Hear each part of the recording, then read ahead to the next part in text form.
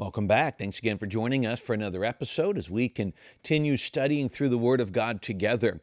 We are in the book of Judges. We're going to be in Judges chapter 14 as we dive into one of the more well-known figures in the Bible, one of the more well-known figures in the book of Judges, and that's Samson. We just got done talking about the prophecy, really the angel coming, or Jesus coming to the parents and how all that worked. But now we jump ahead a couple decades right to Samson beginning to look for his first wife, or his wife at this point. Later, we realize later he ends up with a different woman, but we'll get into that later. Really, we're looking at this account. One of the things, as I was studying this and reading this, I was reminded, as kind of as a bit of a theme, or at least a background theme, as we've been working our way through the book of Judges, is that God uses all kinds of people to do his work. And we're going to see in a moment, as we've seen in other situations, God uses what many would be perceived as perceived weaknesses for his purpose. And I love the fact that to serve God, there is no demand for perfection. Even in this situation, we're going to see that God is going to use Samson going against the command of the people of Israel to fulfill his purpose. And it still never ceases to intrigue me that God's ways are just not our ways. So Judges chapter 14, jump into verse 1, it says this: Samson went down to Timnah, and at Timnah he saw one of the daughters of the Philistines. Then he came up and told his father and mother, I saw one of the daughters of the Philistines at Timnah. Now get her from me as my wife.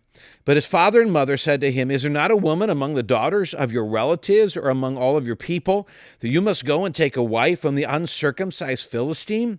But Samson said to his father, Get her for me, for she is right in my eyes. And now one of the things, we're going to get a couple things in these first few verses. First of all, you do get where the father and mother trying to show wisdom, really going back to the original rules that God had given to the children of Israel, that they were supposed to marry, better way to put this, they were not supposed to marry outside of their nation. And because they didn't obey the same God, they didn't worship the same gods, the Philistines wanted nothing to do with Jehovah God.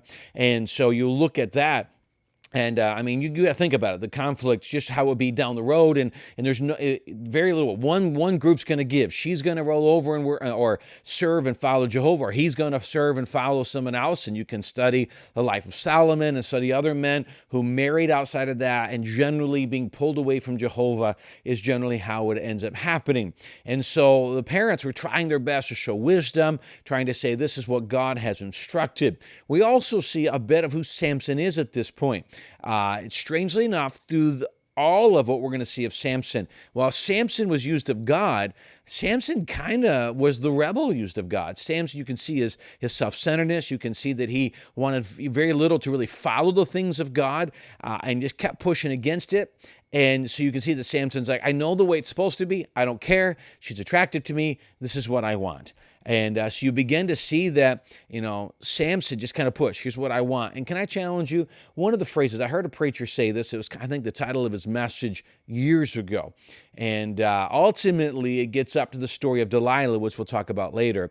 But it's a phrase that I think kind of fits through a lot of Samson's life. We'll talk about it a couple times in the next few episodes.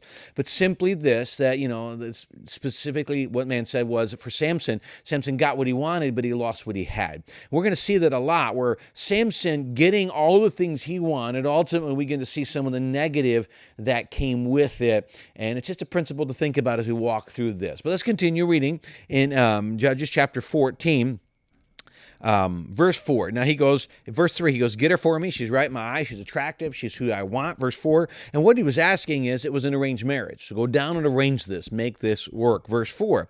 His father and mother did not know that it was from the Lord, for he was seeking an opportunity against the Philistines, and that time the Philistines ruled over Israel. Now we see again, they're ruling over them. They're to an extent enslaved by the Philistines, one of their great enemies. And what the parents did not know was, while this was very abnormal and even against the initial instruction, God had a plan. God was using the weaknesses of Samson for his own glory. And again, his ways are not our ways. His thoughts are not our thoughts. We would immediately look down and say it's wrong, it shouldn't be done, but God knew what he was doing, as he always does. And so we go to verse 5.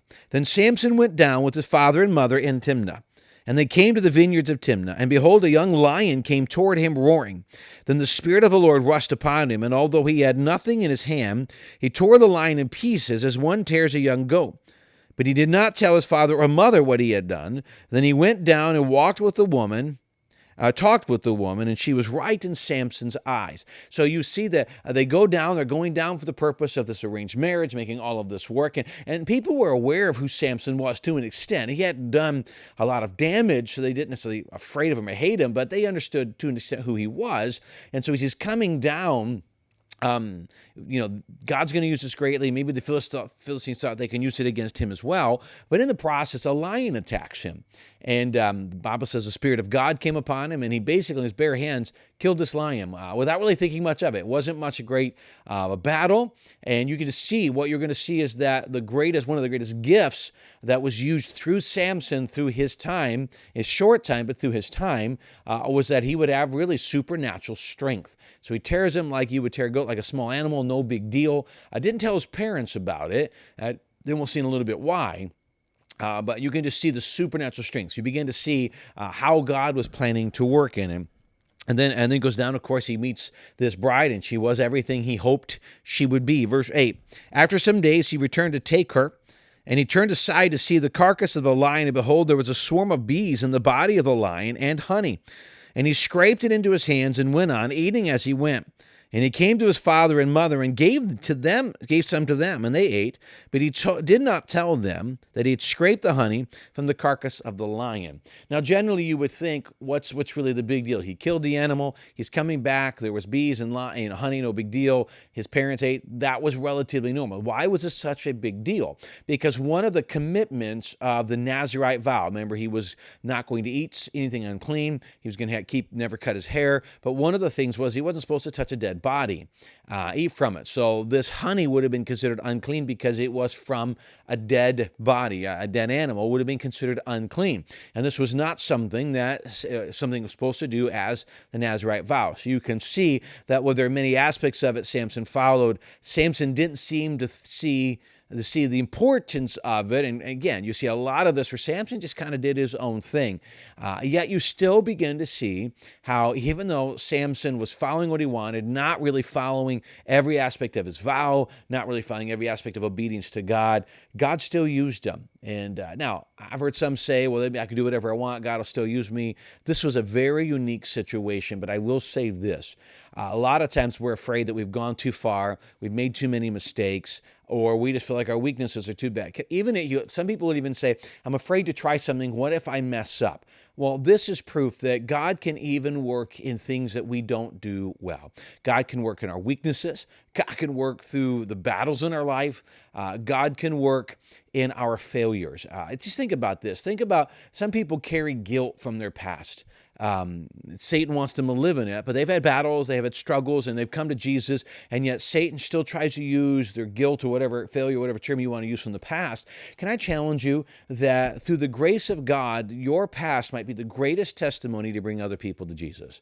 What God has brought you through and how God has showed His grace in your life might be one of the greatest testimonies to bring someone else who is having a similar battle. Don't begrudge wherever you come from. God can use it, and allow that to be one of the greatest tools that God can work through you for His glory. Well, I greatly appreciate the wonderful privilege you give to me to be part of your day.